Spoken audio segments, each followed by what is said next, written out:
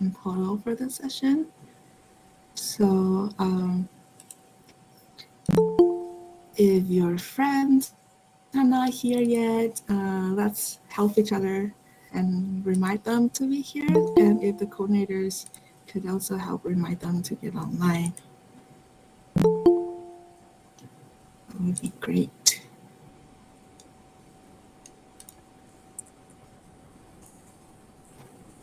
Trying to be online.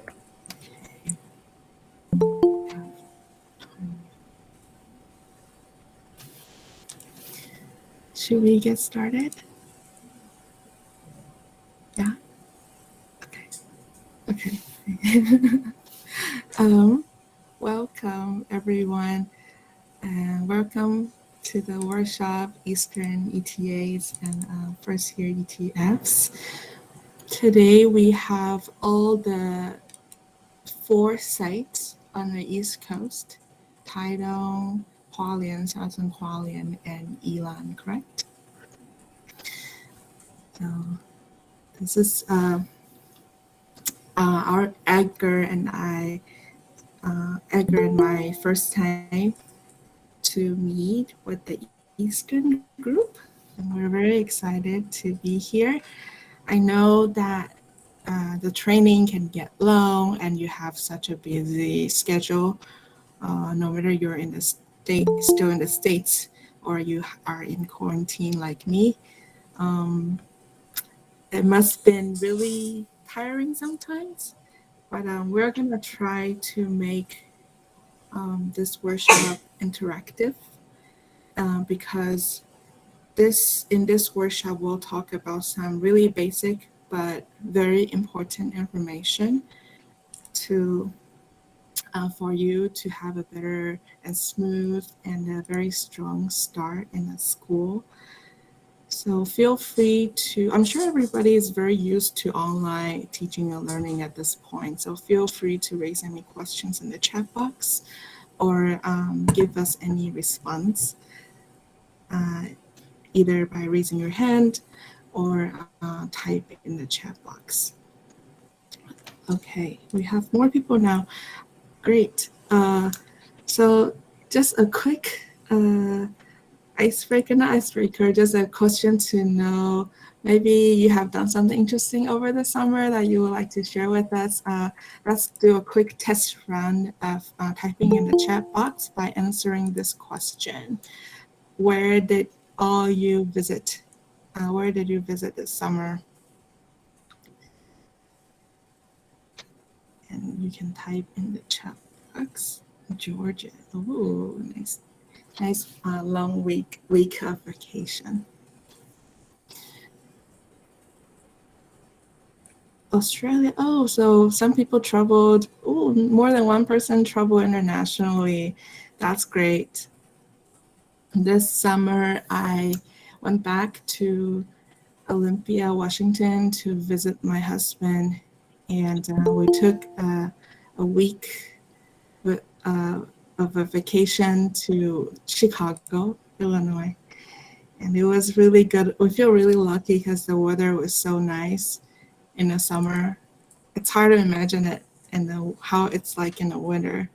So, some beach time. Great. Edgar, where did you go this summer? Hello, everyone. I'm Edgar. I am one of the TEFL advisors this year, and I was in Taiwan, so I had to come back to California, and because I had to turn in my passport to get my visa, I had to only travel within the U.S. So I went to Hawaii. So it was beautiful, first time, beautiful place. I recommend it. Nice. Well, sounds like everyone did something fun over the summer. Um, and this is also something really cool for you to be doing right now in Taiwan, your next journey. For today's workshop, uh, we'll talk about some TESOL overview and some back to school tips for you. But before we start, let me and Edgar introduce ourselves very briefly, because this is the first time that we meet properly. So I'll go first. I am Ting, and I am one of the second year TEFL advisors. Last year, I was an advisor for Eastern region. So I worked with the same group, the same sites. Uh, and originally from Taipei, I am now based in Taitung. So for the Taitung ETAs, I will be around. But I travel very frequently to Yilan and Hualien to visit different sites and help the advisees there. My background is in education, specifically in curriculum and instruction. I survived the very long teacher training process in Taiwan. It took me 5 years in college and another half year of teaching product a certified English teacher in Taiwan. But interestingly, after I get my certification for teaching junior and senior high school kids in Taiwan, I taught in elementary schools and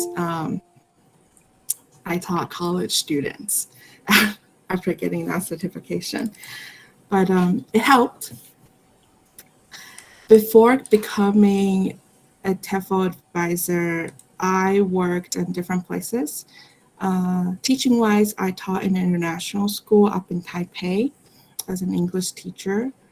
And after that, I moved to Taitung and I worked with the Taitung government on their English teaching project. It's called Mobile English Classroom.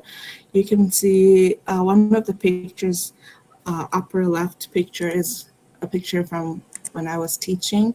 We had 2 buses.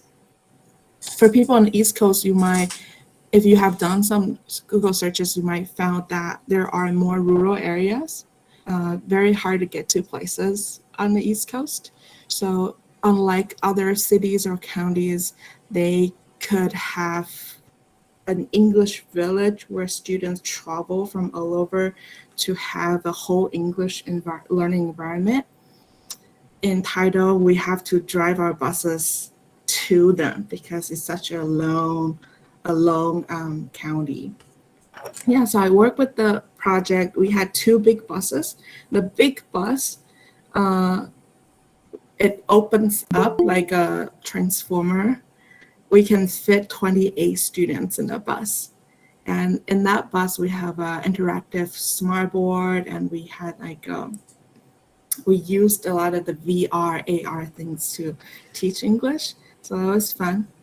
For our smaller bus, you can see in the picture, it works like a classroom, outdoor classroom, but it is also a library. So when we drive into schools, kids can read after our lesson. Yep. And then, so that job was really interesting because it gave me a really thorough understanding of how it is in the East, in Taitung. So I've been to, I would say, almost every school in Taitung. Get to know the different local cultures and the challenges that they are facing um, was quite memorable and quite important to me as a teacher. And other interesting things I did, uh, like you, I was also a Fulbright grantee, but I went the opposite direction. You guys came to Taiwan, but I went to US Alright, to teach Mandarin. 我跟他 So 说 that's kind of the same 你 program, but it recruits people from all over the world to the US to teach our own language. So I spent a year in Miami, University of Miami, Florida, as an FLTA. Besides that, I've also worked and taught in Japan, uh, San Francisco, and Stanford. I didn't teach at Stanford, but I worked with exchange students from Asia to have classes there. And that was a social innovation entrepreneurship program that I coordinated with this organization called Volunteers in Asia. So I have spent quite a lot of time in the Bay Area as well. I enjoy, besides working, when I'm free and have time, I really enjoy volunteering. Through college, I volunteered in indigenous villages in Nantou, which is a, in the very center of Taiwan. So here's a trivia: like for every city and county in Taiwan, besides Nantou, except Nantou, there is at least a part of it that is by the ocean. Nantou is the only place that it's surrounded by mountains. There's no ocean, so because it's in the middle of Taiwan. There are a lot of indigenous villages there in the mountains. I volunteered there for many years, and I was also a volunteer teacher teaching indigenous kids in Taipei for a long time. They have very different challenges as indigenous people in a city and in urban setting. So that was something that meant a lot to me. Other hobbies, I love doing pottery and I love food and I like talking about Taiwan. So I'm sure I will be meeting you soon and I'll probably see you a lot than I see other people. So if you have a chance to talk to me, feel free to talk to me about these things. And if you have other questions about my experience, you're welcome to ask me in the chat box later or online whenever you have a chance. I'll be more than happy to share. So that's a little bit of my background. And then I will let Edgar tell you a little bit about himself. Hello, everyone. I am very excited to be here. My name is Edgar. My pronouns are he, him, his, or él en español. I was born in Guadalajara, Mexico, but I grew up in Long Beach, California. So, funny thing, if you guys know who Snoop Dogg is, he did go to my high school. So I rep Long Beach all the way. I've been teaching for the past 7 years, and I've been working in education for the past 11 years. I've taught in Long Beach, Los Angeles, Jacksonville, Florida, as well as in Taipei. I was a 2015 Teach for America Jacksonville Corp member, where I used to teach first grade. I love teaching early elementary. It's my passion, and a lot of my research focuses on teachers of color, especially males of color in early education. I also, through Teach for America, I did a really cool program that I got to teach with a co-teacher in the Philippines through Teach for the Philippines. My master's is in educational studies from Loyola Marymount University in LA. And like all of you guys, I was also a Fulbright English teaching assistant in 2020. I was placed in Taipei. I was very lucky to be in Taipei and I really loved it. But I wish I would have been in a more rural site. But after completing my 6 months, because it was right when the pandemic happened and our year, instead of getting 11, we only got 6 months of the grant. I was very lucky that my school offered me a job because I am a certified teacher with a California teaching license. So I stayed in Taiwan's Ministry of Education program, the FET, as a foreign English teacher for the 2021-2022 year. This year, I'm a first year advisor in Kaohsiung. I'm very excited to go from Taipei that rains a lot to very sunny and beautiful Kaohsiung down south.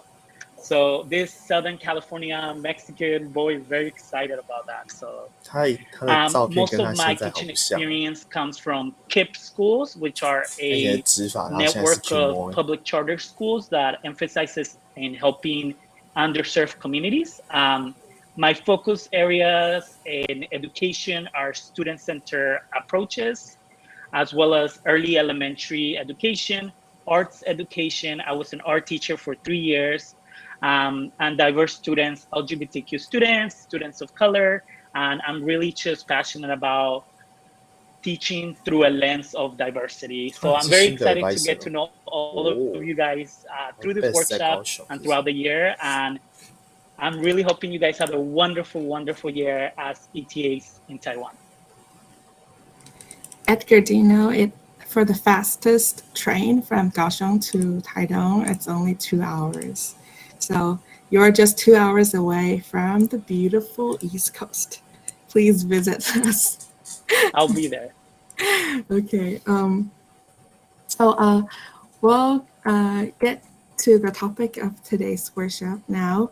We are gonna we split today's workshop in two halves. In the first half, we'll talk about TESOL in general in Taiwan and some basic information and terms that you need to know. And for a second half, it's more of a getting ready and reflective session to get you start thinking what you need before you enter the school and before you talk to your LETs. And we will have a break in the middle after the first half. Okay, so for the first half, we have two objectives. Basic understanding, we hope you can form a basic understanding of what TESOL is like in Taiwan, and also to learn information that will help you communicate with your co-teachers. And to do this part, I am going to invite you to go to this online platform that I love. So you have two options. One, you can enter the website here and enter the code, or I'm going to give you an easier option by clicking on the link here I sent in the chat box. When you enter that classroom, you'll be asked to put in your name. So feel free to put in your name and we'll start when everyone is in this online classroom. You just have to make sure that once we start in that classroom, you can look at the window of that classroom, but just make sure that you can still hear me in this meeting. Okay, so I'm going to share this tab instead. Okay, so I can see we have many students now, so I'll just give it another 30 seconds for everyone to come in. This is a platform I used a lot while I taught online last semester, and it's very interactive, and you can also think of it as a resource for your future references if one day you have to teach online. Okay. All right. It looks like we have most people. So if you can just look at your own window of Nearpod, and we'll get started. Can you see TESOL Overview now, everyone? Yeah? Okay, great. So for TESOL Overview, I have three parts. The first part is about acronyms. There might be too many of them for you to remember. But the thing about acronyms is that it's only one Google away, right, for you to understand what they are. So don't worry too much about new acronyms that you'll come across to. For today, I picked some that you will hear them over and over again. So if you can remember them now during this workshop, it will help you save some time in the future. And we'll start by something really basic. Things that you must have heard many times now. First one, FSE. Anyone knows what FSC stand for, you can say it by raising your hand and unmute yourself. Emily?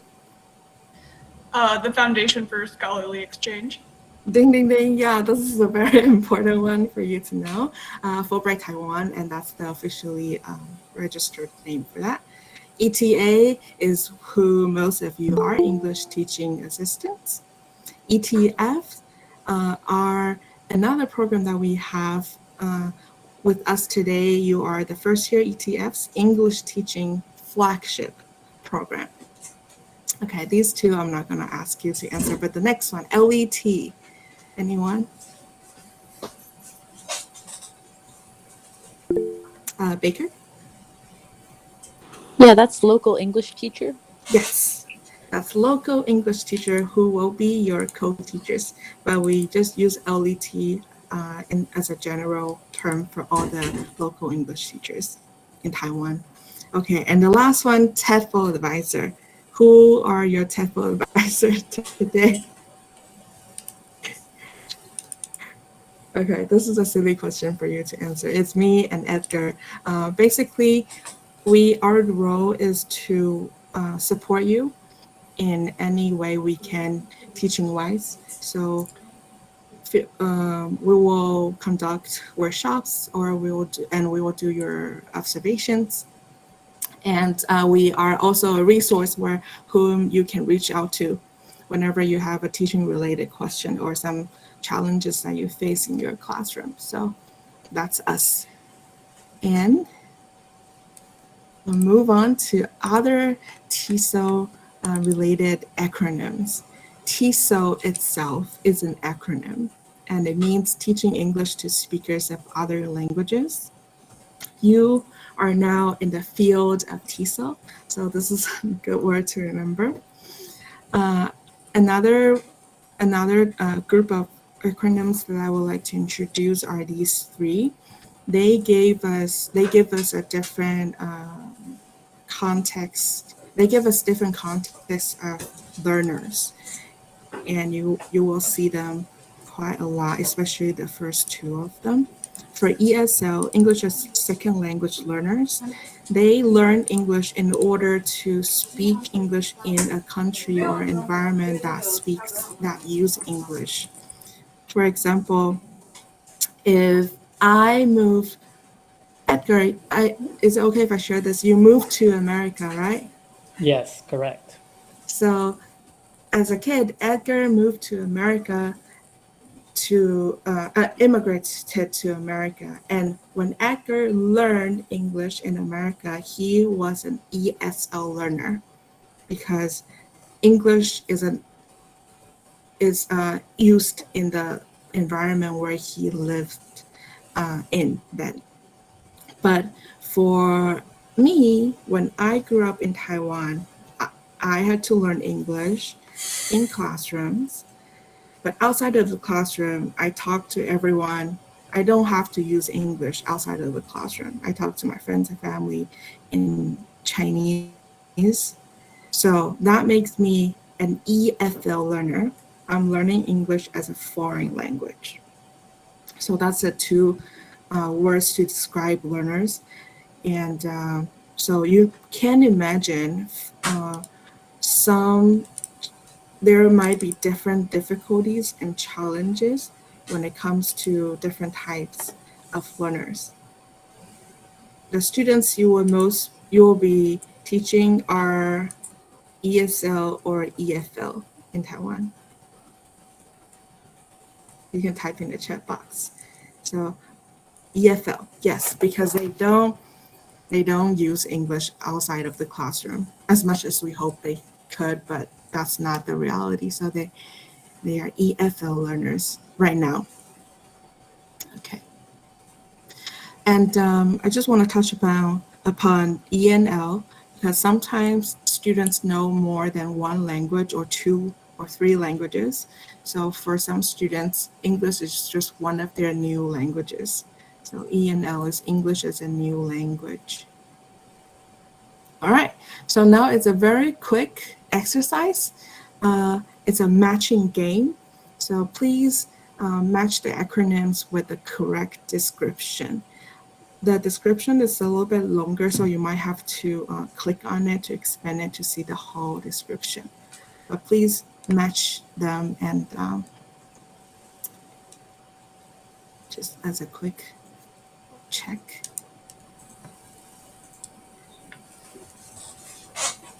So I'll be able to see when you finish.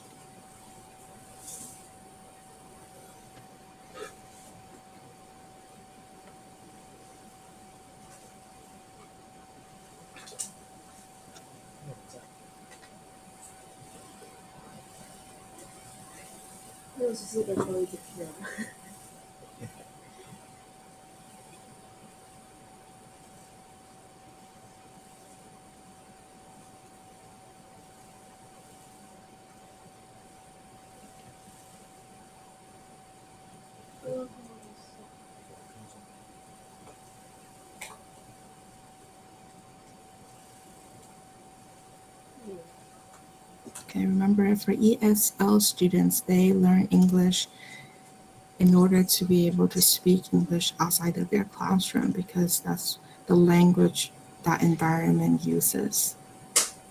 Okay, most people finished. All right, cool. So you all got it correctly. Thank you for having really good memory. And then we'll move on now to other TESOL acronyms. The first, these two acronyms you'll also hear a lot. I wouldn't say that you'll hear a lot in the East Coast, but this is something that is going on national-wise. So it also helps for us to know. The first one is called CLIO. This is a teaching method that has been discussed a lot, here in Taiwan. It means teachers teach a subject with a second language. To put that in context here, a CLIO science class is either it's a teacher teaching science with English here in Taiwan. And the reason why you need to know this, as you probably have heard from your previous workshops, because I noticed that you have quite a few sessions already learning about education in Taiwan. So the big push for Taiwan to become bilingual by 2030, this is one of the methods that we're trying to encourage teachers to use. So to teach content with the target language. And what the definition for a successful CLIO teaching learning result is when both the subject and the target language are mastered by the student. So it's not good enough if the kids just learn the science. It has to, they have to master both the content knowledge, science, and the language knowledge, English. So this is something to remember, content and language integrated learning. And another one is it's CEFR. This is a language framework created by created in Europe to provide a common basis of language learning systems. This is related to us because in the 2030 big bilingual push, we use this as a reference to look at our learners' learning. So I will show you the different levels CEFR framework has. Basically, there are 3 groups: beginner, intermediate, and advanced. They put it into from A1 all the way to C2. So let's have a guess. I can say that, a guess now. If you are teaching third and fourth graders here in Taiwan, which level do you think they're at? You can type in the chat box. You can just have a wild guess. A1, okay. Third and fourth graders. Okay. Yep. A1. And you do have any different answers? A1, A2. Okay. Yeah, that's good guesses. I would say, especially the page isn't working. Oh, okay. So if you go to this link here, sorry. Okay, you just go to this link and you should be able to rejoin. Yeah, so A1 would be a bit closer to where their levels are. I would say for third grader, they had just started. It's their first time to learn English, so they had just started, probably lower than A1. So getting there to A1. So, but if you're teaching junior and senior high, what do you think their level would be? Let's say junior high.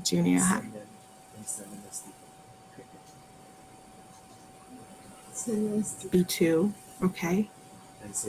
B1, okay. B1, B2. That's very good. That's very good guesses. Thank you. So to give you a better context of how this framework applied to our students, by 2030, Taiwan aims to reach a bilingual as a bilingual nation. So in order to reach that, there are some specific goals that have been listed out, divided into 3 different educational levels. For elementary and junior high schools, it's expected that by 2030, 60% of the school will teach English only in English, and that 1/7 of the schools would use CLIO to teach their subjects. For senior high school, hopefully by 2030, all of them teach English only in English, and 1/3 of them would have CLIO. The ultimate goal is when these students enter college, by the time they become a sophomore student in school, 50% of them would reach B2. Okay, so by college, sophomore year, they would reach B2. So I think perhaps junior high school, when you see them, they are probably going to be A2. Then next slide, we'll take a brief look at what it means to be a B2 English speaker. So listening comprehension-wise, they should be able to understand both concrete and abstract topics. That being said, they should be able to understand a lecture in English in a college classroom. And oral skills, they are supposed to be able to interact without strain for either party, means they can have a fluent, productive conversation with a native speaker. And writing-wise, they should be able to write about a subject with, say, pros and cons, different aspects, the advantages and disadvantages of different options. So that's B2. So if you think about it, if you put the timeline down, where you are, it's the very, very beginning. It's the start of their process of becoming B2. So for those who you are teaching, if you are going to teach 5th or 6th grade, by 2030, your students will become the first group of students where we'll be looking at their English levels and see if they have reached B2 when they are a sophomore. All right, now just another quick check for acronyms before we move on. So it's the same thing. Please match the correct definition to the acronyms.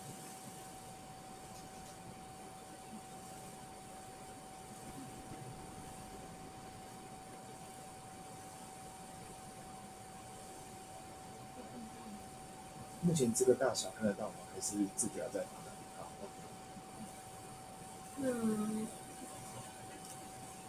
好，就是我就先开场，因为我们通常会议就是大概是这样的人员组成，然后今天应该家人不会一起参与，那我先删掉。那我们这边有3点要报告，就是第一个是我们每年都会给学校他们学校手册，那学校手册呢，去年是让教育处把这些印出来的手册一一的送到学校去，就是透过教育处或是英资中心的 Okay. 主要单 Are 位去 most 发送。 people 那如果 finished? 说没有透过教育处的话，通常是 These, 我 I would say, there are a 们 ton of 自己 acronyms 如 there, 果 but 遇到 these are 学校 the 的话 ones 才 you 给他们，所以时间 should 比较 always 难抓。 know. 那如果是教育处统一发送的话， These are 时 the 间就会 most 是同一 fundamental 同一 basic 批份 ones. 发送出去。 Okay, 所以 cool. 想 Thank you 说 for 确 doing a 认一 great 下 job. 今年的话，这个手册 Now, 会 I would like to 是 move on 怎么发 to 送大概怎么 the 样。 second part of TESOL related information, which is the teaching methods. 只 No 有 matter 去 if 年 you, 是 I 透 know 过 some of you might have TESOL or teaching backgrounds, or some of you might not. So these terms might seem very foreign or very new to you. But I want to tell you that you don't have to remember all these different terms.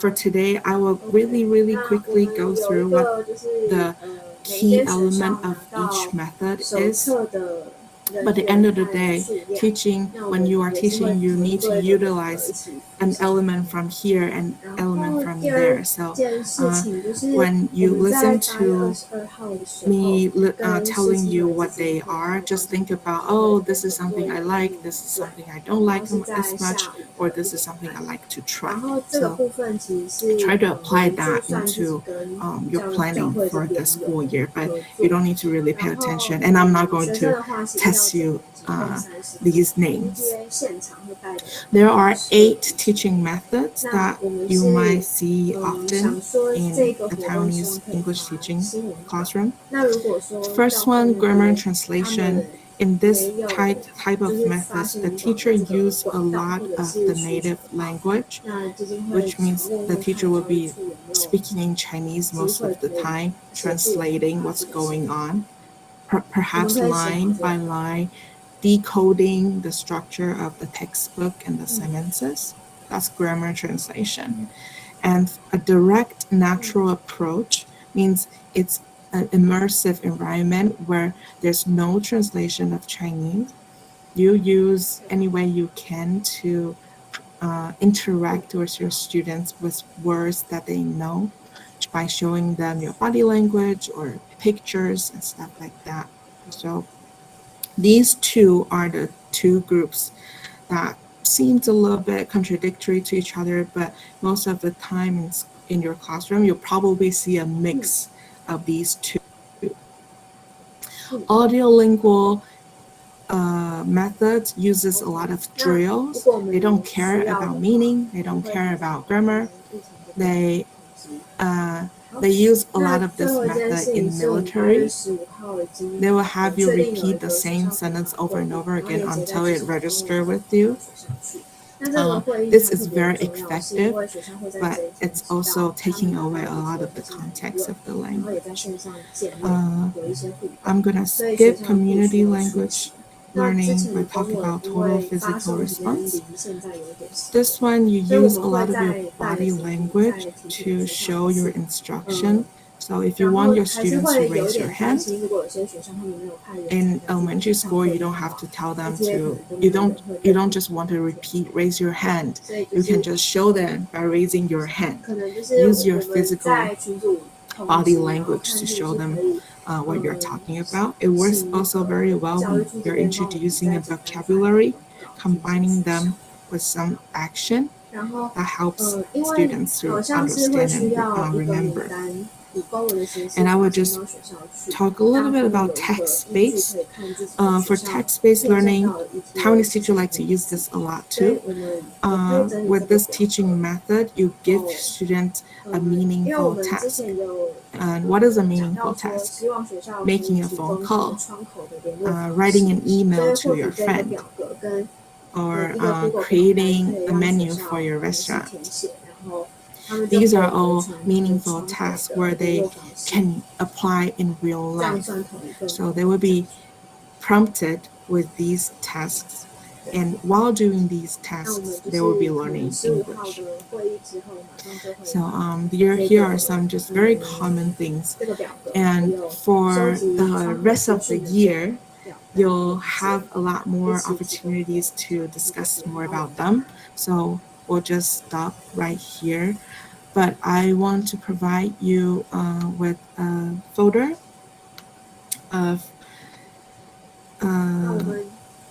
more detailed information about each of the method. So feel free to study or learn more about them. So I'll just paste, copy and paste here. So if you click on that link, you should be able to see all the introduction for these methods and a couple more that are not as common but interesting to know. So for those who are interested in knowing more, that's you're welcome to learn more by yourself. Okay.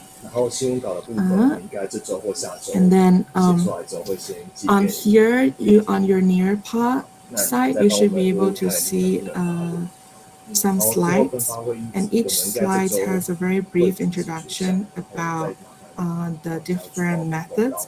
I would like to invite everyone to spend 2 minutes just to browse through them. But when you are looking at them, don't try to memorize them. I want you to find one method that you find familiar. It can be something that you have experienced in as a student, or it could, for those who have teaching experience, it can be something that you have used when you are teaching. So let's spend 2 minutes browsing through them and find one thing that you have experienced or you have used. 2 minutes starts now. 对，它已经在群组的记事本里面，所以都可以找到。好，谢谢大家。那我们就散会喽，谢谢，拜拜。好笑。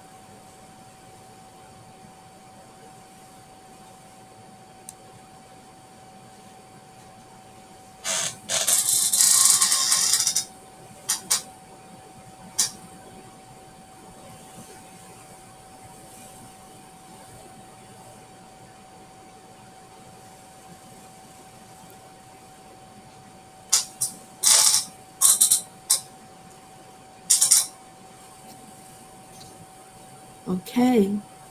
I hope you all found one method that you have experienced before or used before.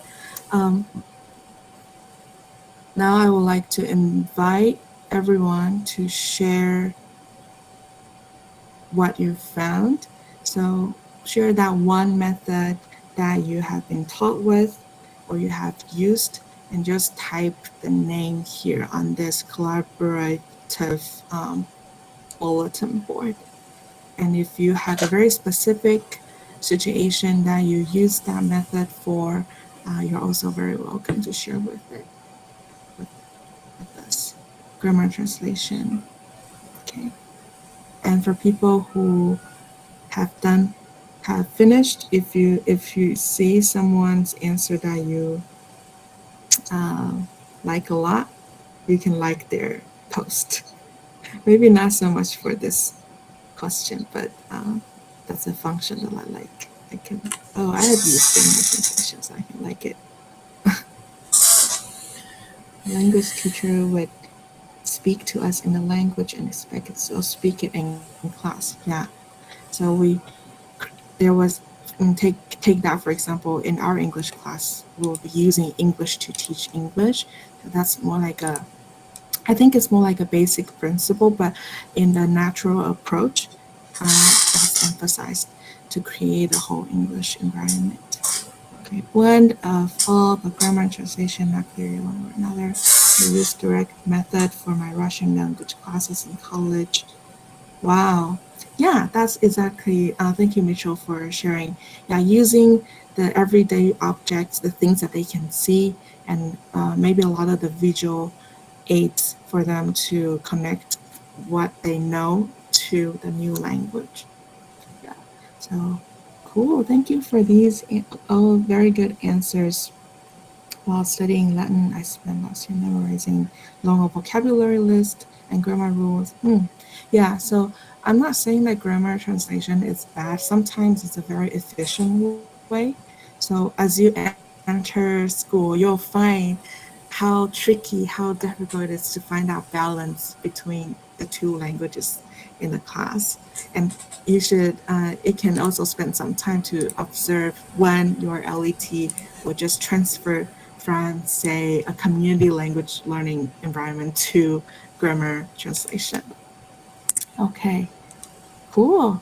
Uh, Thank you for sharing. Then I'm going to move on. So for these methods, it is something for you to know, but there's a lot more to learn about them. Don't worry that if you don't feel like you get all of them, there's still a lot of time. Okay, so look at this card, not a card, look at this picture. This is a classroom that in Taiwan, and it's quite a typical scene that you'll see. Usually, you'll see a smart board or interactive screen, and that's how the desks are like. This is a slightly bigger class for people in the eastern region. Some schools are probably not going to be like this. They are probably going to be like this. So very small and not a lot of students, depending on where you are. If your school is closer in the city, then relatively bigger student group, but in some rural area or not so rural, just more outside of the city, you can only have sometimes teachers only have one or two students in the whole grade, and that so the context might vary a lot once you get to your school. So these two pictures are just showing you kind of like a basic setting of a classroom in Taiwan. So that brings us to our next part, which is TESOL in the Taiwanese context. Since you already learned about the education system and comparison between Taiwan and the US, in this part of the workshop, I'm only going to tell you some bullet points or things that I think are important. First, we can start thinking about 应该是有，因为他们上礼拜有在统计。对，我本来想说他这一期应该是会，结果今天请假。好。But don't forget that there's a bigger, we're in the much bigger context than we realize sometimes. And for right now, in school, what's going on, there's a lot of influences from the international level, national level, county level, and they all do something, and they all make some changes to you and your daily interaction that you're not always be able to be aware of. So I'm gonna just jumping from the international context. And the pandemic has been going on for so long, and that has made many things change in our schools in Taiwan. A very big one is now everyone is so familiar with using online tools.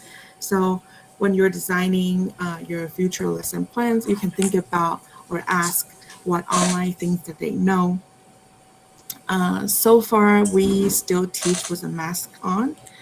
And even though we have a new policy that every school in Taiwan should be equipped with air conditioners, the schools might not turn on their air conditioners all the time. So that's something to be mentally prepared for, even though they have AC. Okay.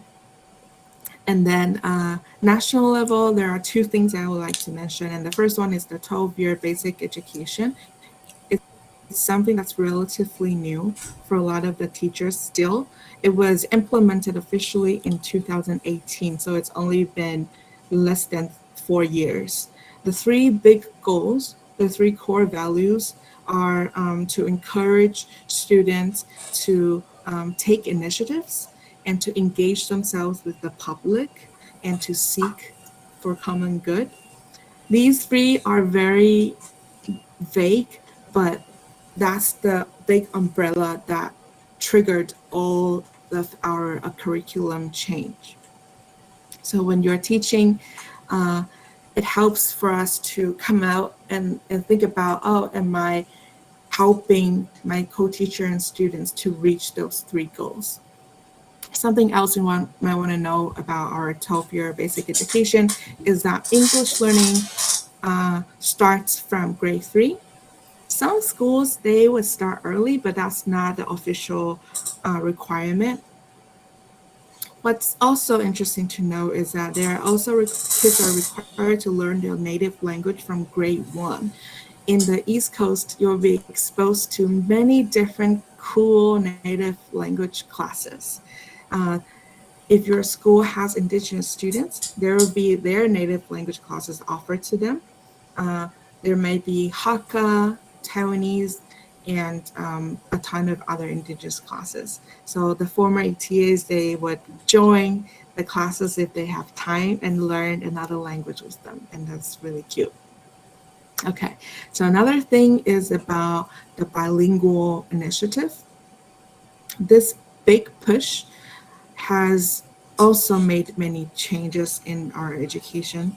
And you are part of this because one of the ways that Taiwan has been trying to reach this goal is by recruiting a lot more bilingual teachers or foreign teachers, and Fulbright has been playing quite an important part in helping Taiwan reach this goal. Okay, so I'm going to skip this. So the 12-year basic education and the national push for becoming bilingual are two things that we need to know in the Taiwanese context. So very quickly, could you think about knowing these bigger contexts and bigger goals in happening in Taiwan? What is one thing that you can do to encourage English teaching in your school as an ETA?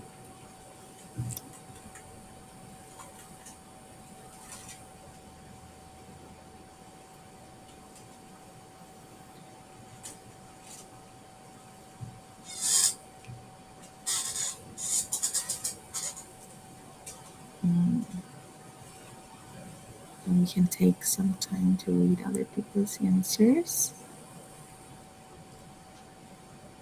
Yeah. Yeah, I like your answers for, I like those who mentioned something about making the content relevant to their daily lives. That is a very, it's a very, very cool things that you can do as a native speaker. So you being here itself is very impactful already because even though we, as a kid, I mean, I learned how to introduce myself and greet other people, how are you? And my name is Ting. But when we meet a foreigner, a native speaker, we are so scared to use the English that we know. So you showing them that it's okay for them to try that with you and it's okay for them to make mistakes with you, it's going to be a very, very, very big impact on their learning journey of English. So, of all the wonderful things you can do, I would say the most underestimated thing is that your you being here itself has its value, and don't forget that, especially when you're having a bad day in school. Cool. Yep. So I like the specific answers using physical gestures, and I also like the some of the more bigger context about making things relevant to them and integrating their interests. Those are all very good answers. Okay, so a little bit more about the roles. Uh, you can encourage classroom English. This is something that not everyone thinks of in the beginning, but the classroom English is something a lot of the LETs struggle with. So if you can help them implement that in class, that would help create a very, very English friendly environment to your students. Okay. This I'm also going to, I'm not going to talk about too many details, but you will be, oh, classroom English. Okay, classroom English means something not related to the content. So, for example, turn to page 2. Okay, turn to page 2. If they can understand that in English, it's going to help them understand a lot of the instruction. Raise your hand. Okay, something as basic as stand up, sit down, uh, be in a group of 4. So these are instructional English that's not related to your content, but it's something your LET would really struggle with because they are not used to speaking English all the time. But this is something that's very natural to you. So that if you can help your LETs with that, that would be really, really helpful. Okay, county level. This is something interesting. You should do some research for your site and your county. Each county has their own educational goals. It can be bigger things about their curriculum, or it can be small things about renovating their toilets. So if you're in Taidong, you'll find a lot of the schools have so fancy bathrooms. You'll be amazed. So things like that, get to know the demographic, get to know what's going on in your site would help you relate to your site and the students a lot more. Okay. And this is a basic structure in almost every schools. Um, it's important for you to know who to go to when you have a question. Of course, you can always reach out to your OETs, but if it's something teaching wise, scheduling wise, uh, you can always go to the academic affair office. If it's something that maybe there's a student you want to know more about his or her background, uh, or some behavior issues that you're struggling with, I would go to a student affair office. So, student affair director. There's a whole other group of coordinators under that director as well. If you need equipment, or something that, or you want to use a venue in a school or book a place, usually that's under general affair. So get to know the different offices and what they're in charge of will make it easier for you to navigate your way in the school. Okay. And then don't be surprised. These are other contexts and things you might encounter in school. If you find your LETs only use grammar translation method, that is not don't be too surprised. There can be many reasons why they're like that, but you being there, you can provide them with some new ideas or just propose something that, hey, I have this activity or this game that I made. Would you mind letting me try with the students? Because sometimes the OETs are really afraid of making mistakes too, because themselves are also language learners. So don't be too surprised if you find them not very comfortable speaking English. Students are very used to being called by number. So their homeroom teacher would just call number 7 or number 13 instead of calling their names. And some other interesting things, you might be going to their classroom or they might come to your classroom, depends on which school you are at. It is common for teachers to give them English names, but not necessarily. So I have seen students who were given a totally different English names, but I have also seen English teachers having students just spell out their Chinese name in alphabets, so they didn't have to use a different name. For schools with indigenous students, they could also use their name, their indigenous names, which is also already spelled with English alphabets. This is an interesting topic and something you can observe, but be mindful that not every student would have an English name, and always ask how they would like to be called. Okay.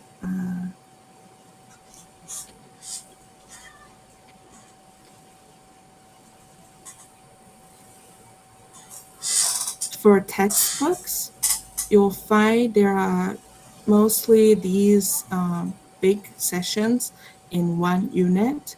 There's vocabulary, there's a dialogue, there's sentence patterns, and listening and pronunciation. Depending on the way your co-teacher like to teach, some of them might start with reading, some of them might start with vocabulary.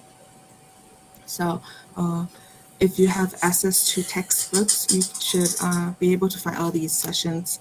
And it also helps for you to read the textbooks before you discuss a lesson with your co-teacher.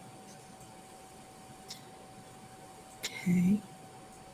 And a typical schedule in school consists for students under 4th grade, they would have only one full day in school. But for other students, they would have from 7:30 to 4 at least. 7 periods, and each period for elementary school is 40 minutes. And a period for junior high school is 45. Same for senior high school. But I think most of you will be in an elementary school, so it's 40 minutes per period. There will be a big recess, big break time, and a lunch and nap time, and a cleaning time in the afternoon for 20 minutes. Okay. Takes a little time to load. Okay, so let's think about, after knowing some of the context and the timing setting of the language schools, based on your understanding now from all the workshops and information that you have heard, what is something you can think of that your students would struggle with? Sorry, that sentence is missing a couple words. Something that they would struggle with, some challenge that you can already foresee them having. Um, please share your thoughts under this kind of context and instruction. What are some challenges that they might have based on your understanding about Taiwan and the education system now?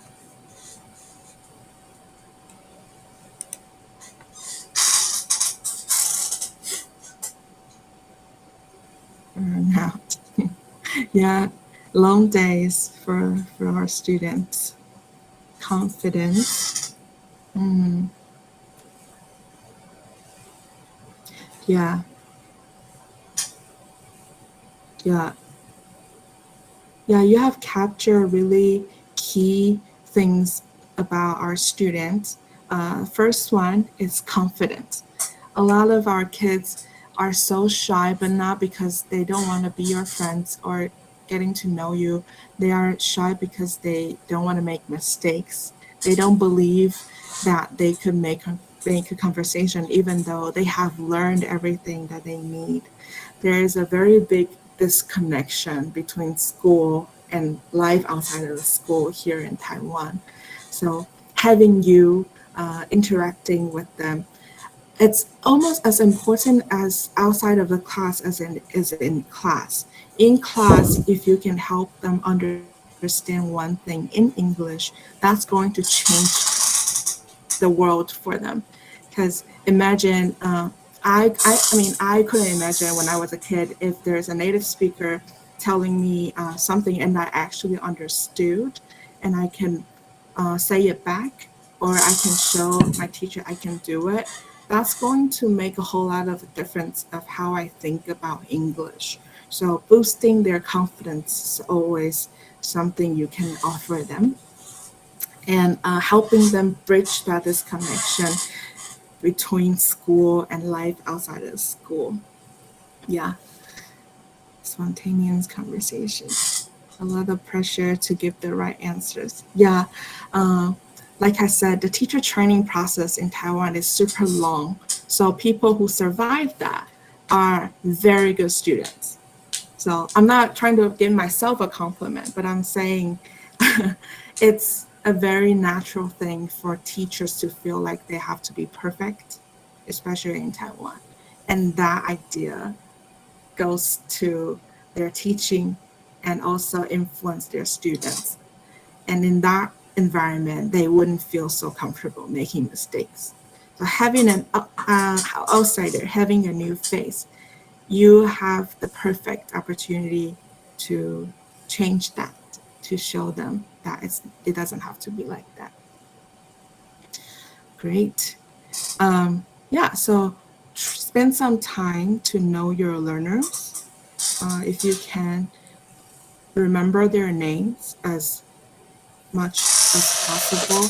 Remember their not remember their names and but also know how they are used to learn in the past by talking to your LETs. If your LET is not available or if other teachers are also willing to talk to you, I find it's always helpful to talk to them about students that they taught.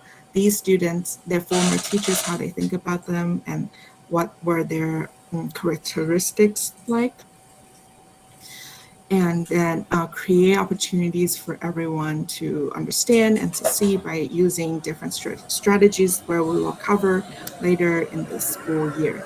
But do spend some time getting to know the background, the community, what are the cultural things going on, and getting to learn how your learners are like from talking to teachers in the school.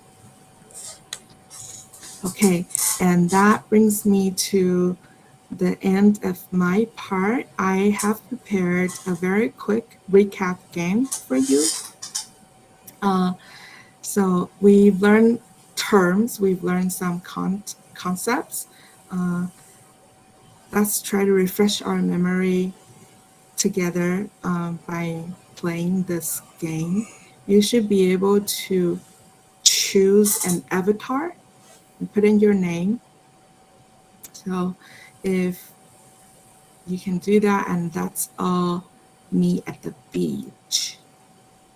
For this game, there will be 10 questions. It's going to be about the things that we talk about, so try to answer them correctly and fast if you can, and we'll see who races to the top first.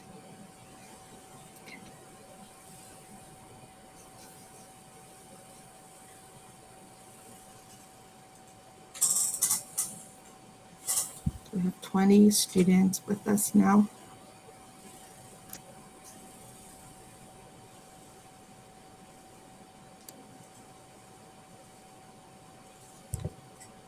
Okay. And then let's start.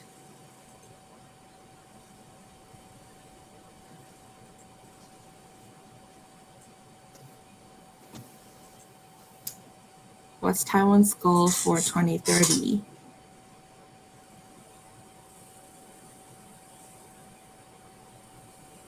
Okay, we have a 2030 bilingual nation initiative. So to become a bilingual nation is the answer. Okay, and question number 2.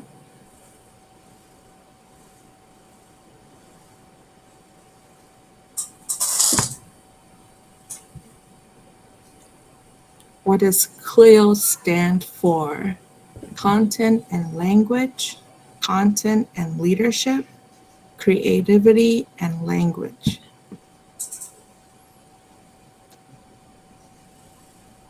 We have Brendan, Emily as top 2. Question number 3, how long is a period in elementary school?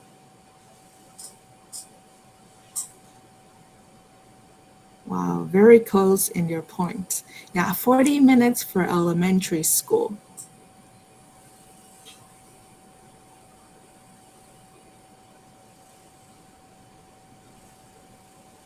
And what about junior high school? Is that longer or shorter? It's not the same. So either A or C. It's 45 minutes for junior high school classes. Rebecca is still number 1. Baker, you're number 2. Good job. Okay, number 5.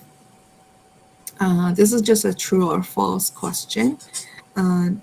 Is it true that more affluent students go to cram school after school? Yeah, it's quite common for students to go to cram school. And of course, the more affluent you are, the more resources that you have. And when do they officially start to learn English? Based on the requirement of the 12-year basic education.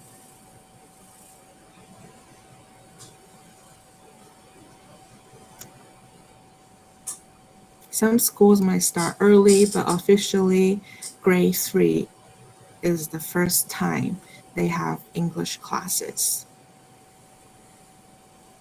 Okay. What is the grammar translation method focus more?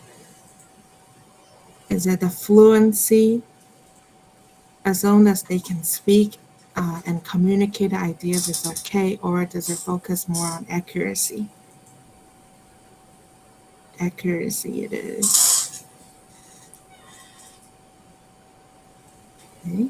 So choose all that apply if you like to get them more comfortable in speaking English. Which method could you use? Task-based learning by providing them meaningful tasks. The communicative approach is encouraging them to communicate, to convey ideas, or create a natural environment where using English is a very natural thing and they can connect what they know with the new language. Yeah, all 3 apply. Number 9, what would total physical response, TPR, help while teaching? Would it help to use it to tell a story, to show them how to raise your hand, or to teach song and dance? Choose the apply. All 3 scenarios and situations, you could really use TPR to help. So they all apply in this question. And here comes to our last question. What is considered a successful CLIO teaching outcome? To master the target language, the content, or both?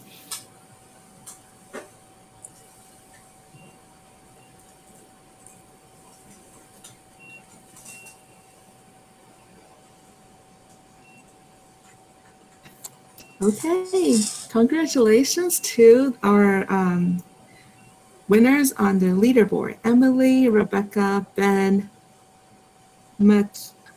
Can you tell me how you would like me to pronounce your name? Yeah, it's Mastura. Mastura, congratulations on placing at number 4. Isabel. Okay, and we have all the people. You're so close in your points too. Great job. All right. So I guess my time is up and I'm a little bit over. So thank you for listening and participating. There's a lot more conversations to be had in the future. So hopefully you learn something about TESOL in Taiwan, and I look forward to continuing the discussions with you in the future. Now we will take a 5-minute break. So feel free to take a short break and be back at, let's say, 2:55. Is that okay? And I'll put on the timer here.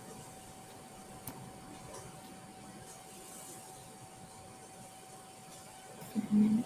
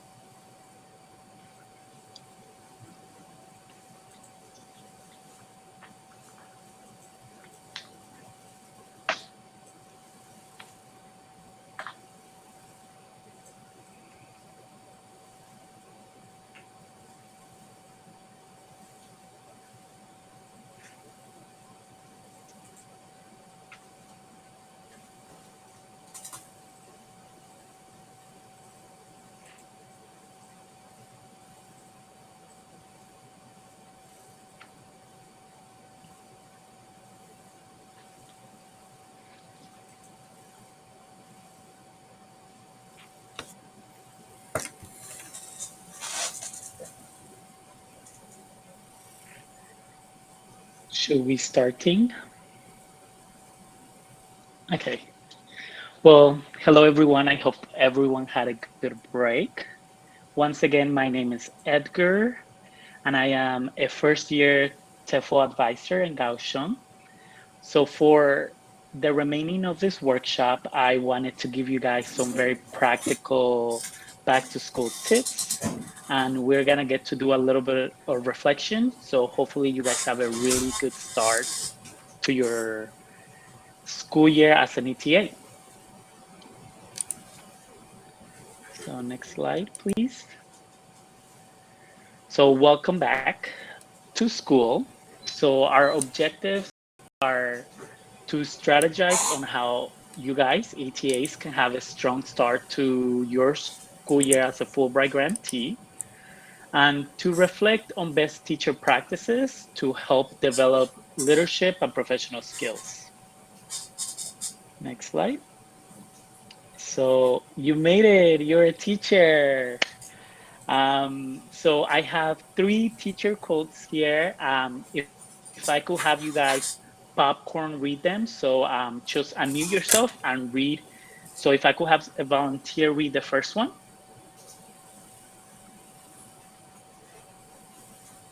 Be brave. Students don't remember what you try to teach them. They remember what you are. Thank you, Baker. Now, can I have someone read the second quote?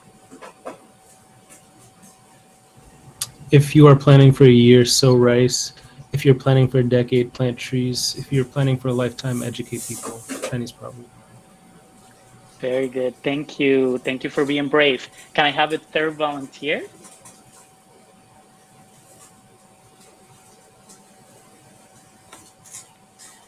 Education is our passport to the future, for tomorrow belongs to the people who prepare for it today. Malcolm X. Very good, thank you. So now I want you to take 1 minute and looking at these 3 quotes, think, is there a quote that really stood out to you and why? And once you reflect, I want one of you guys to please share with the whole group. Feel free to raise your hand or you could just jump in.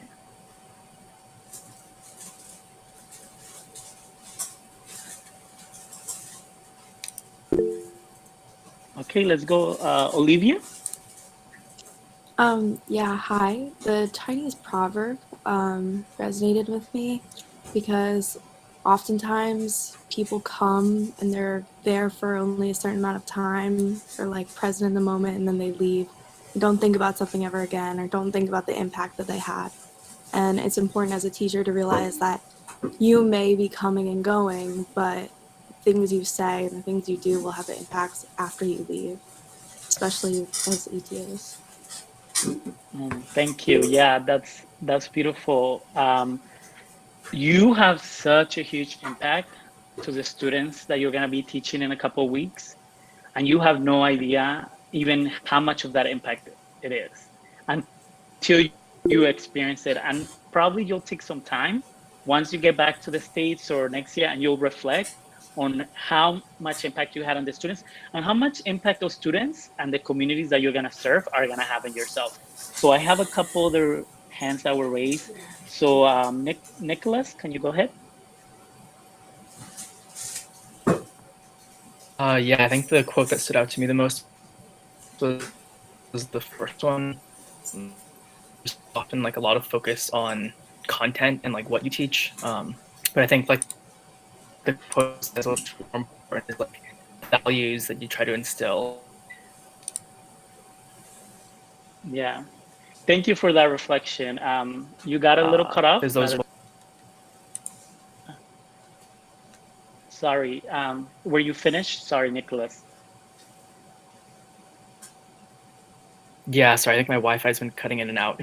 But yeah, I was just saying, I think that the values that you instill are the most important part. Yeah, I really want you guys to reflect on how teaching is all about relationships. It is a relationship. You are here for a year, maybe 2 years if you decide to be an ETF. And the most important thing that you're going to take from this is the relationships you make and the impact. So relationships are super, super important. They might not even remember the lesson, but they are always going to remember how you made them feel. So if you instill in them confidence in their English ability, if you motivate them, they will remember. And they'll be like, wow, you know what? I love Nicholas because I spoke to him. He was a native speaker and I was confident when I was talking to him. They will remember that.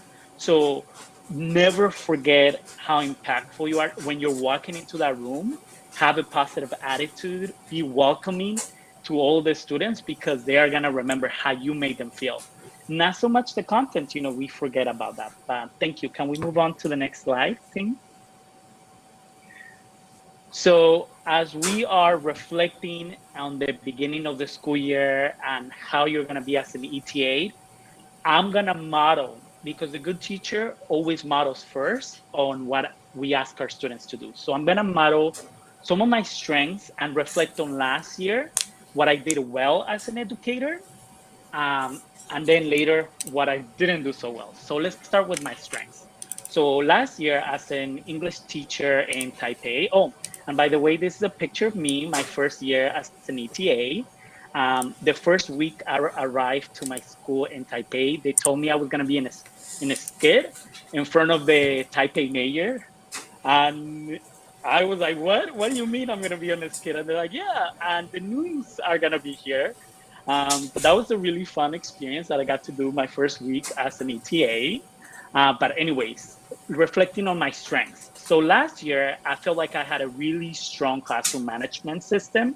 I utilized an app called Class Dojo, which helped me memorize 75% of my students' names.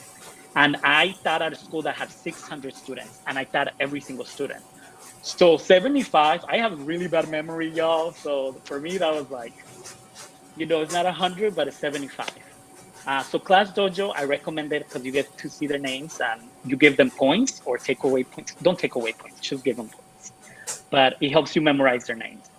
Also, I had a strong co-teaching relationship with 9 out of the 10 LETs. We talked about how important relationships are. And I want you to notice that I didn't have a really strong relationship with all 10 of them, but even 9 for me was very good because we're not always going to be perfect, but as long as we try our hardest, that's important. And lastly, I met all my deadlines. This was something that was very hard for me in the past. So the fact that I submitted all my deadlines that I needed to do, I was proud of myself. So now you get to reflect. So I want you to take 2 minutes to think about some of your strengths and how you feel that your strengths will help you to be a successful ETA. So maybe you have a theater background and you're super engaging and you could come up with theater games. Or maybe you're really good at writing and you could help your students master writing text. Or maybe you're just a good people person and you could make strong relationships. So when you're ready and you reflected, I want you to write it on the chat box.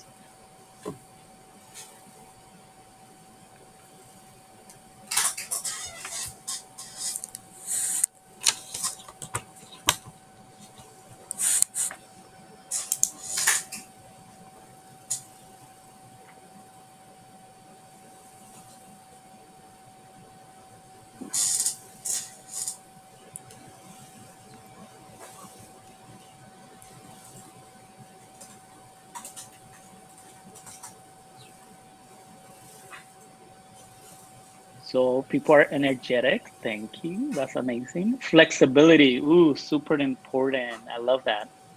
Being adaptable. Creatives. Love my creatives out there. Oh, we have some people who are good at running meetings. Theater backgrounds, improv. Being approachable and willing to listen. So huge. Thank you, Julie. That's very important.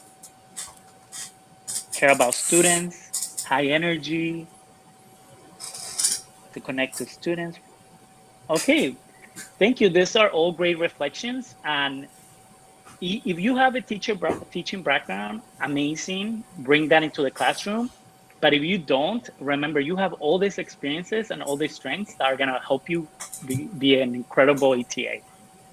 So now we can move on to the next slide. But if you have more reflections, keep them coming.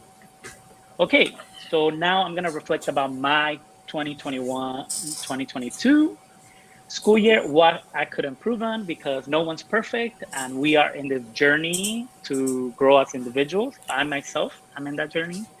So one was to set clear expectations with all of my co-teachers regarding my role. So you will be surprised.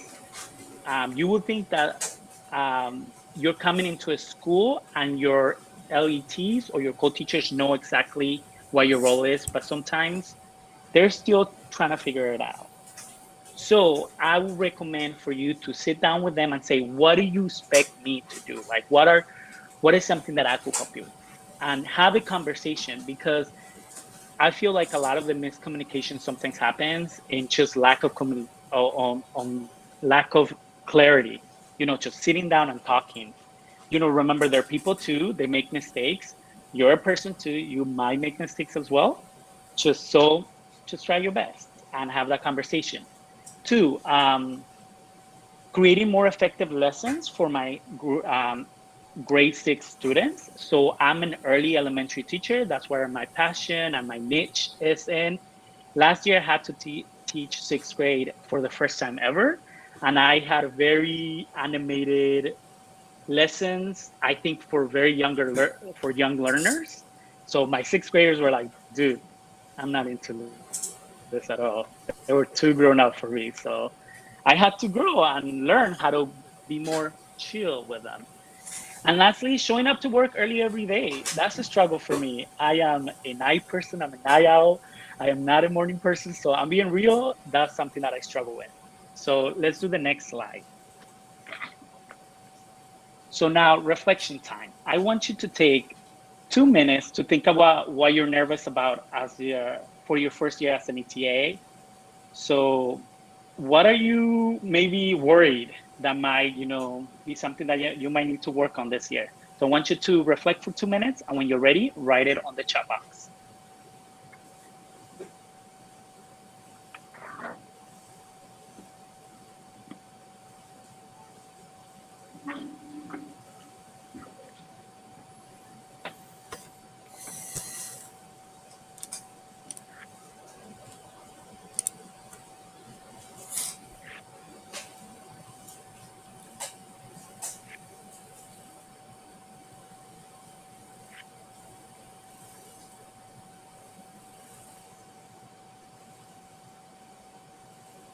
Classroom management. Ooh, I got you, Baker. That's one of my strengths.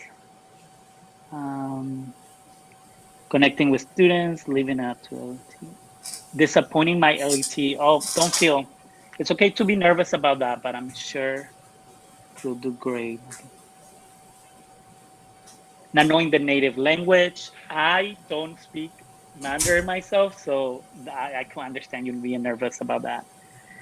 Communicating well with all my LETs and the school administrators, as I don't know much Mandarin. Of course, I love the fact that a lot of you guys are talking about the Mandarin, the language, maybe barriers. I wanna express that it is a real worry. I think some of my miscommunication were cultural or language related. Um, there is a difference between direct and indirect communication that happens as Americans. But I think being Mexican, we're very indirect. So I think that helped me a little bit. But I will say it's okay. I would always reach out to your coordinators, reach out or to us. If you have a problem with any of your LETs, reach out to your TEFL advisors, and we could brainstorm a conversation. We could just have model. We could even do a little model session of like how that conversation might look like. So you could have that conversation later on with your LET. I am sorry, it is almost midnight. It is midnight here in LA, so I'm a little sleepy, but I'm gonna keep up going. Okay, next one. Okay, now we're gonna get to some scenarios. So I wanna introduce you guys to two of my bestest friends that came with me as ETAs. So one of them is Laura. She's from Jacksonville, Florida. She majored in history and she's a first year ETA in Taipei. She's also, this is her first time in Taiwan, and she's a little nervous about teaching and has been extremely engaged during orientation because she wants to do her best. There's also Nathan. Nathan is from Los Angeles, California, West Side, all the way. A major in education, first year ETA in Taipei as well. He traveled through Asia before and made a short stop in Taipei. He's super excited by the experience to explore the whole island.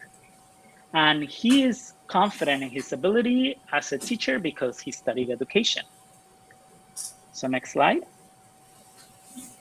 So before the semester starts, so this is how Laura and Nathan prepared before the school starts. So I want you guys to think about this question. Who do you think had a stronger start and why? So we're gonna go over through everything that they did to prepare before the semester started.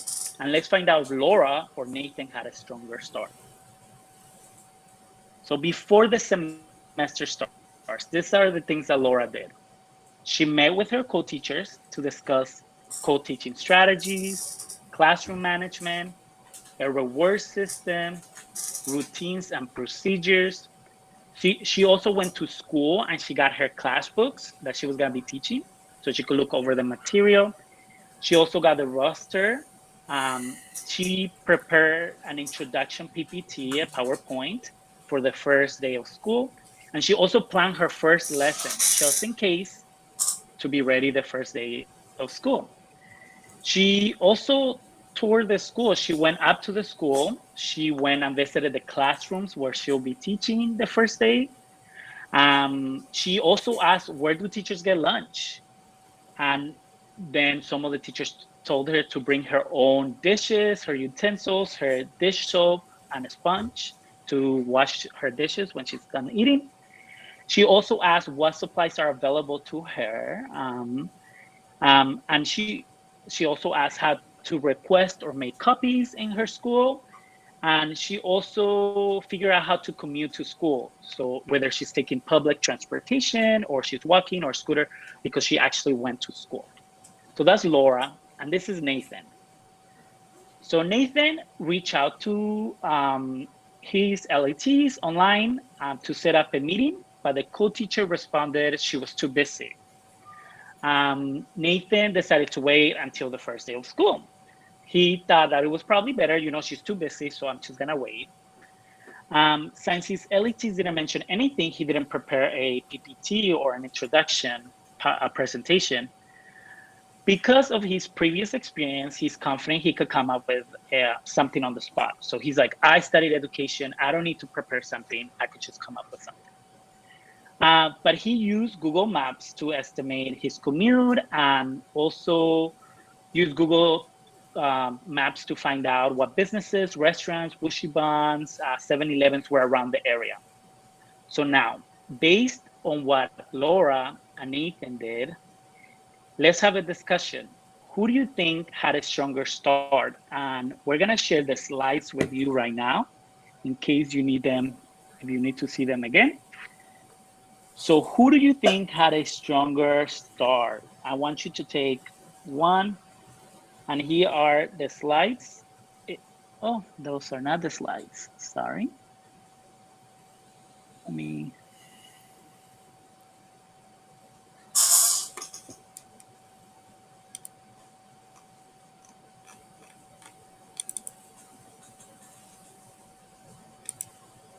So I want you to take just 1 to 2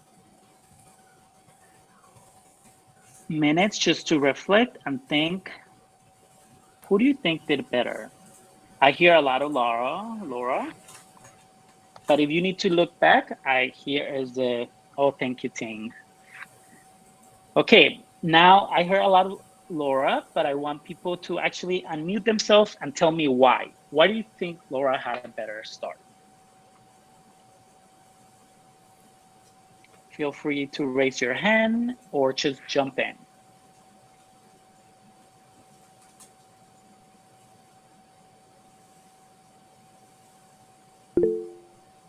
Emily, thank you for being brave. Thank you. I think it sounds like Laura did a lot of the work to make sure that she was comfortable and that she had like set up expectations and she knew what she was going into when she walked in on her first day. Well, it kind of sounds like Nathan sort of was like, yeah, like I'll wing it and that's fine, which like if you're confident enough, maybe you can pull that off. But yeah, I don't think that he probably was as comfortable or as effective in his teaching the first day. Okay, thank you for that reflection, Emily. It is very common. I'm gonna tell you a little secret. I was Nathan. I reached out to my LETs and they were like, no, don't worry. We're very busy. They told me, you'll be fine. And I was like, oh, I'll be fine.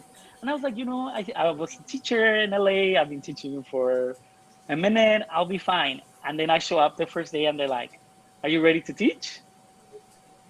I'm not saying that's gonna happen to any of you guys. Maybe you will be observing for a month, but just always be prepared or ask. Oh, are you expecting me to teach on the first day, or do you want me to observe? Just make sure that line of communication is very clear. So, okay, thank you for reflecting. Anyone else? Or are we everybody believes Laura got it? Okay, let's move on to the next slide. On the first day.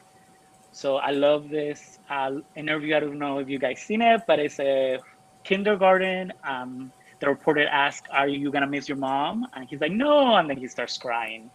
So I love teaching little kids, and whenever they used to cry, the kindergartens, they'll be like, I miss my mommy, and I'll be like, I miss my mommy too. But let's just get on and learn. So let's do the next slide. Okay, this is the discussion question that I want you to think about. What's something Laura did and Nathan did well? What's something they can improve on? So on the first day, this is what Laura did. So what did she do well? What can she improve in?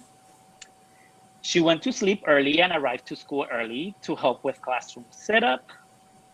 She greeted students at the door. She dressed professionally. She wanted to look her best, but unfortunately, she wore high heels. She prepared for rain, had her jacket, her umbrella. Her co-teacher asked her to observe how, so she's not teaching the first day, how to establish routines, how students enter class, start class, classroom instructions, directions, end of class routines, reward system, attention getters. She also got name cards. So she also started to learn students' name as soon as possible. She got her roster and seating charts of all the students. And lastly, at the end of her first day, she rewarded herself with a very delicious dinner because she was proud of herself. So self-care, very important. This is what Nathan's first day went like. So he stayed up catching up with strangers. Stranger Things is so good for season. I mean, I recommend it. He woke up late, unfortunately, because he stayed up late. Was rushing out the door, so he forgot his umbrella. When he was walking to school, it started raining because this is Taipei.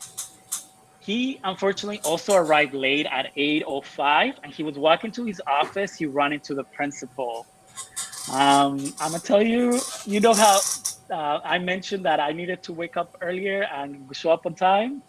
Because guess who ran into his principal running late before? He wore comfy shoes but he also dressed business casual, so that's good. Walked into first period, and the LET told him, "Are you ready to teach?" Remember, he hadn't planned anything. But throughout the day, he drank lots of water. And after an exhausting day, he went home right after school, ready to plan for tomorrow. So now the question I asked was, what's something that Laura did well? What's something that Nathan did well? And what's something that both of them, Nathan or Laura, can improve in? So take 2 minutes. You could look over the slides, and I want you to reflect. What went well? What needs to improve? And let me follow Nathan's advice and drink some water.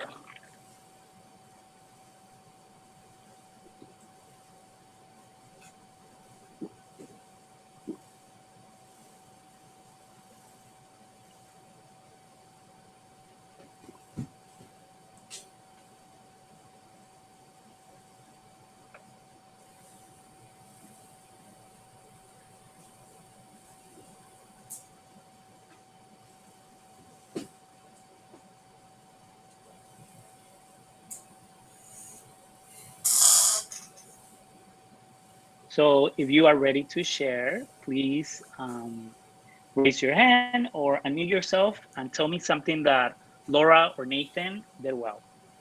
You could pick either or. Olivia.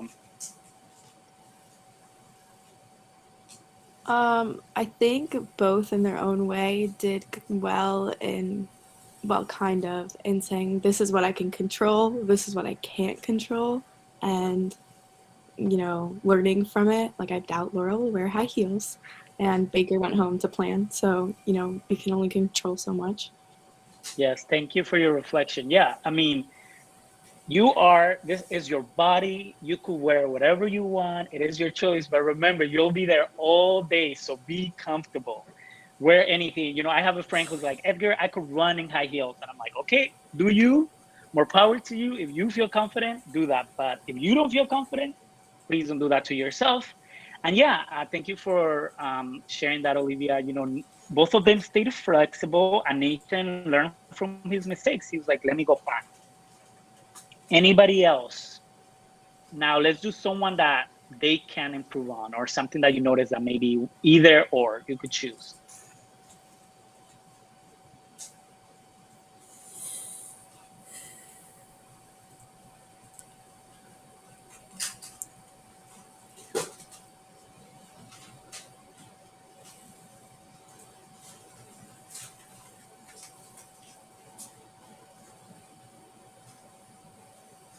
Anyone else?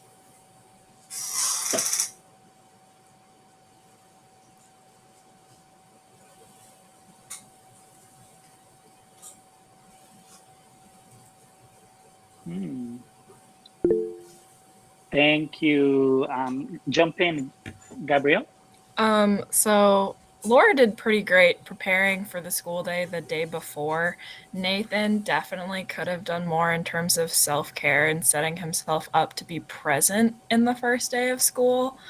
So like the fact he stayed up super late and then was late is not a great first impression to give. So just for like in the future, in order to set up like a better relationship with the staff he's working with, he should probably show up on time and be more prepared like Laura was. Okay, thank you so much. Yeah, be prepared. First impressions, they say you only have one chance to make a first impression. You don't want to be the one. And I'm sharing this, I'm being very vulnerable and sharing this happened to me, but I could tell you, I wasn't the only one. So you might be thinking, this won't happen to me, but just make sure that you take care of yourself and do that self-care. Okay, let's move on to the next slide. So the co-teacher relationship, this is super important. And because remember, teaching is all about relationships. So this is something that I'm excited for you guys to dive in as ETAs. Okay, let's do the next slide. So what is some advice that you can give Nathan or Laura? So this is how their co-teaching relationship went. Next slide. Sorry. Laura. So Laura was super excited to learn from an experienced teacher and thought her co-teacher will go above and beyond. So she's coming in and she's like, you know what, my co-teacher, she's experienced, their experience, they're probably gonna help me a lot. Her co-teacher only saw her as an assistant, was unfamiliar with co-teaching strategies, had never co-taught before, insists that they don't have enough time to plan together, has a preference to teach from the book. Their co-teacher is also very competitive, a little jealous. Why do ETAs get paid more? Because you notice in some counties, you're gonna notice that you might get paid more than even some of the ILETs. So they were also reluctant to try new or unfamiliar strategies. They had also a very negative classroom management style. They constantly were yelling at kids. So that was Laura. But Nathan had a different experience. So he had co-taught before during his education program, during student teaching. His co-teacher, though, had a very indirect communication style. They were over-reliant on native language Mandarin for instruction because they had lack of confidence in their own English abilities. So they were also new to a bilingual school, not familiar with how to plan, teach content in English. But Nathan takes a different approach. He invites co-teachers to social events, activities outside of school. He tries to build strong and professional working relationships with his co-teachers. His co-teacher starts bringing him snacks and small gifts. If you start getting gifts or snacks from your LET, I'm telling you, you've made it. Even if you don't get those snacks, I'm telling you, but that's when I noticed the shift for me. His LET starts trusting him more with responsibilities in the classroom, and Nathan starts saying yes as much as possible while also taking care of his own needs. So looking back at the question, I'm sorry I had to change the question. So there's some typos and mistakes in the question, but what's the advice you could give Nathan or Laura? when it comes to their co-teaching relationship. And remember, if you need to look over the slides, there is the document in the chat. I'll give everyone one more minute and then I'll ask for some volunteers.